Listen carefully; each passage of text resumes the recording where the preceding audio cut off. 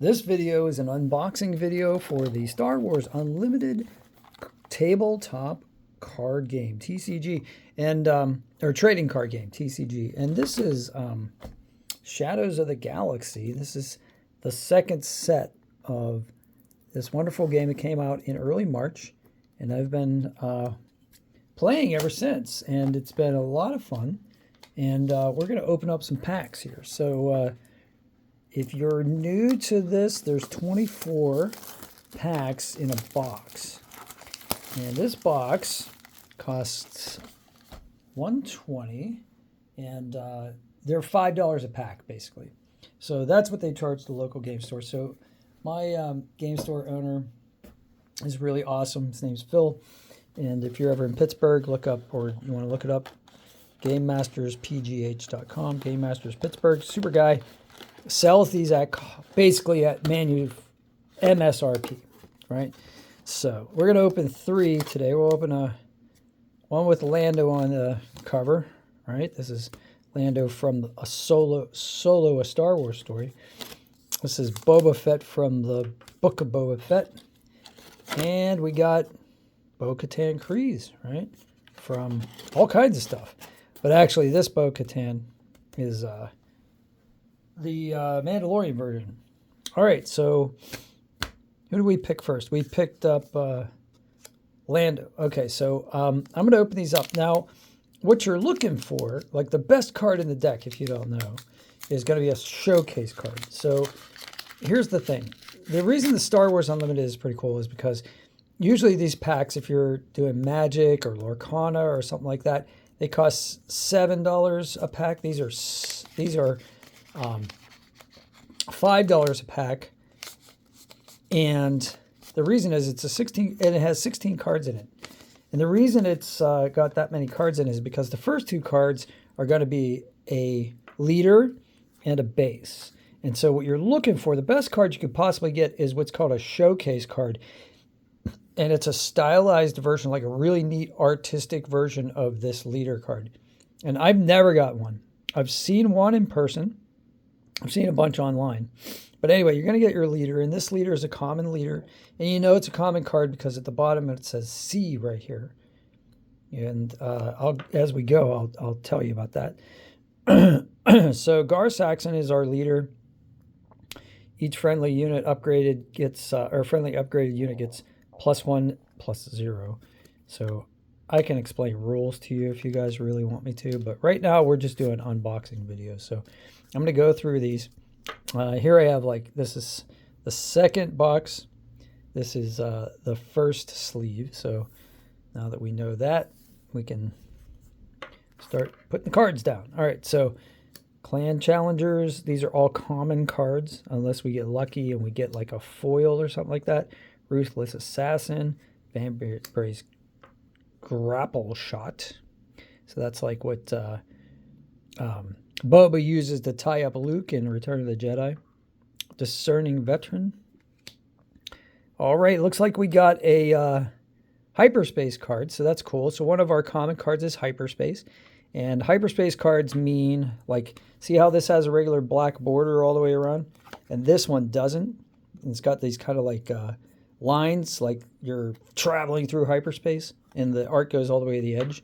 That's the difference, right? So these hyperspace cards are worth more money.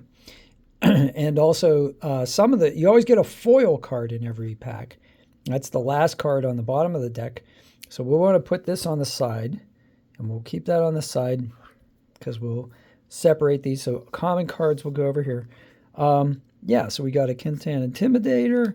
We got a Maklunki. We got a Gray Squadron Y-Wing. Now we're going to get into the uncommon cards.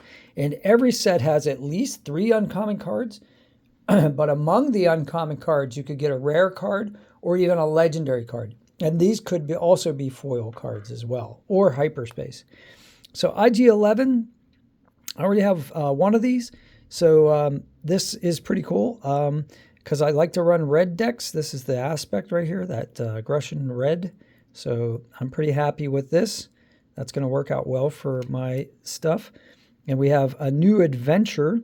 This is a nice card. It's worth a little bit of money if it's a hyperspace card. This isn't actually, this card's not worth too much right now, but it's a pretty cool card. You can return a non-leader that costs 6 or less to its owner's hand, and then the owner can play it for free. So you could even return it to your own hand and play it. That's a double aspect card, so that's pretty cool. And here we got a rare card, and that's pretty cool because usually you get 3. Remember I said you get 3 uncommons, and here's how you know they're uncommon. It says U right here, but here it says rare because there's an R down here, and you see this foil here? That's an counterfeiting device. So we got a stolen land speeder hyperspace in this pack. So this is a really good omen for the rest of this box, that we actually have like a rare card, at least among our uncommon cards. So that's pretty cool. I'm really excited about that. So we'll put the uncommons here, and we'll put the rares over here. So we got that, and we got Sugi, and I have a Sugi hyperspace. So now we have a Sugi double aspect, right? Double vigilance aspect, and that's our rare card here. And you always get 1 rare card. Usually you get, like I said, 3 uncommons. This time I got 2 rares, and one of the rares is a hyperspace and an uncommon. I'm sorry, 2 uncommons, 2 rares. And then here we got our foil card. You always get a foil card, but this one happens to be Emphy's Nest, which is a foil and an uncommon. So this is great. Usually we'd have like a common foil. And so this pack, we end up like beating the odds. So we actually have 3 uncommons. One of them is foil, and we have 2 rares, and one of them is hyperspace. So we'll separate that out. Or I'll separate the foil uncommon out too. And we have 1 hyperspace common card. So that's a great pack. So if you're unboxing cards and you're new to this, that's like a really good pack. So let's do 2 more packs. So we're going to do pack number 2 of this box. And this is Boba Fett. There's only 3 types of artwork on these. So the last one was Londo. People get superstitious about opening these packs. So like if you're playing at a tournament and people get to pick their packs, you'll see them pick certain leaders or certain artwork on the cover. And that's cool, but like, you know, does it matter? I don't know, maybe. There's some people claim there's a print order to these cards. So now having seen that, if there's somebody out there that knows the print order and you can tell me, and that's why I make these videos too, because people smarter than me like sit around and they figure this out. And so we got Fennec Shand as our leader, and she's a common leader, so not a big deal there. And we also have a common base. So this is just a regular old card. You'll end up with a ton of these cards, so don't worry about those too much. But the thing you can use them for is you can use them as tokens, like markers, in case you want to give experience to somebody. You can use this card to show experience on the back there. All right, let's get started. So this is the second pack of the box, and we got Follower of the Way. That's an interesting Mandalorian card. There's going to be a lot of Mandalorian cards. Death Watch Loyalist, Village Protectors, right? Modded Cohort, Death Mark. These are all very common. We've had these before. Gamorrean Retainer, Frontier Trader. Okay, so this is a common card, but look how it's different, right? Hyperspace, so all the artwork goes right out to the edge. So that's pretty cool. So you got yourself Hyperspace Frontier Trader. And why are these more valuable? Some people like to make entire decks, especially with their common cards, with hyperspace cards. So they just like the look of them better. And so that's why they're more valuable. Mandalorian Warrior, Fugitive Wookiee. All right. And here we go. We have an uncommon Fennec Shand. Now here, Fennec Shand is a leader. That's the leader card. But here, Fennec Shand is actually a unit. So this card is actually, I already have one. So now I have 2 Fennec Shand ground units, which is pretty cool. And she has some nice abilities too.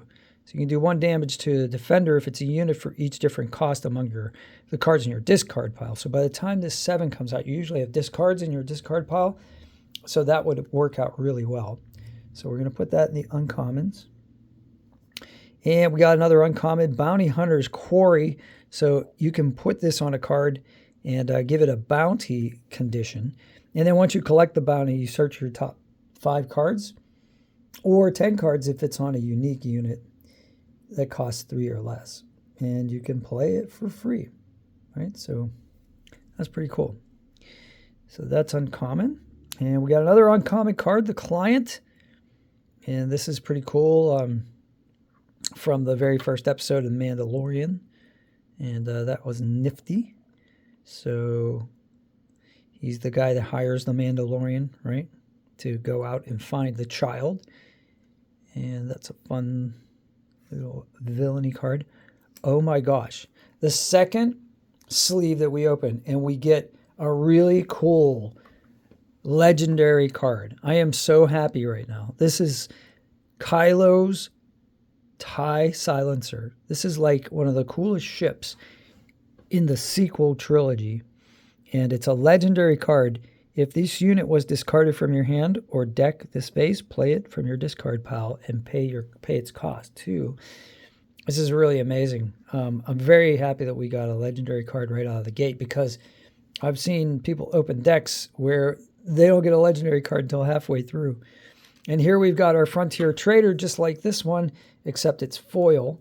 So we're going to put that over there, and we're going to make a pile here for our common cards. And we're going to end up with a lot of those. So yeah, so really happy. We got a legendary card right out of the gate, so that's great. Now, usually a box like this with 24 sleeves usually has about 3. That seems to be the average. Now check me if I'm wrong in that, but I'm pretty sure, like on the first set, Spark of Rebellion, 3 legendary cards per box was expected. And the showcase cards are extremely rare. And I have not seen one of those, but that would be amazing. So we'll have to look up the price and see how much this Kylo's TIE Silencer is worth. But I think it's worth a pretty good amount of money. All right, we got Fennec Shand again. No problem getting up with a lot of those. Navarro City, so that's cool. But nothing special about that. Warzone Lieutenant, these are all our common cards. Vigilant Pursuit Craft is a Sentinel. Sentinels are always great cards. Trandoshan Hunters. Trandoshan Hunters. I've got a lot of these already, so we're going to put... What I'll do is, when I sort my cards, I don't know, everybody's different, but when I sort my cards, I just keep 3 of these. And then I put the other ones in any of the excess ones.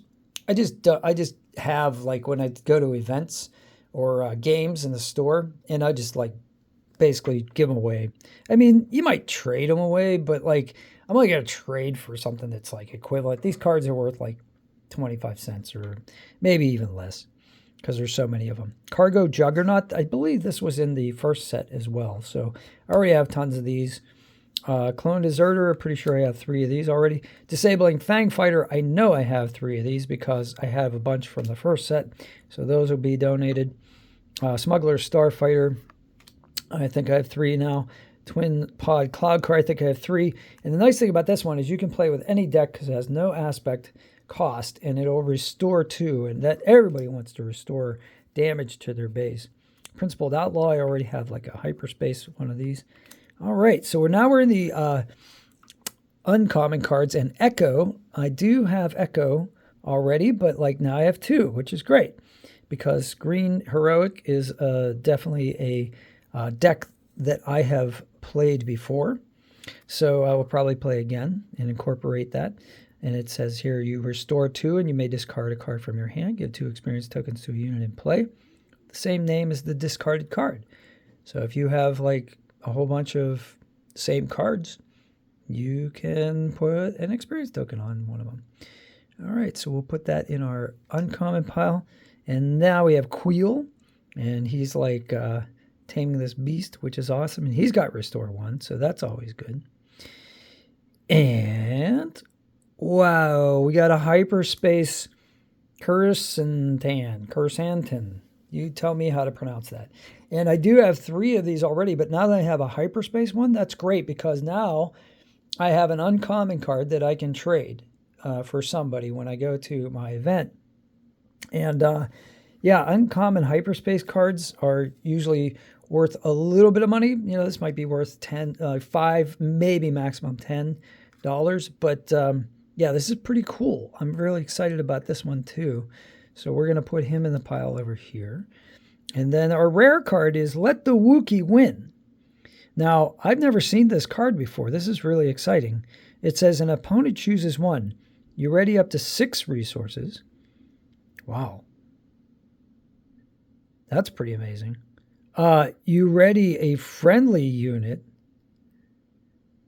If it's a Wookiee unit, attack with it. It gets +2 for this attack. I assume that you means me, right? The person who owns the card. An opponent chooses that they can let me ready 6 resources or use a Wookiee unit to attack.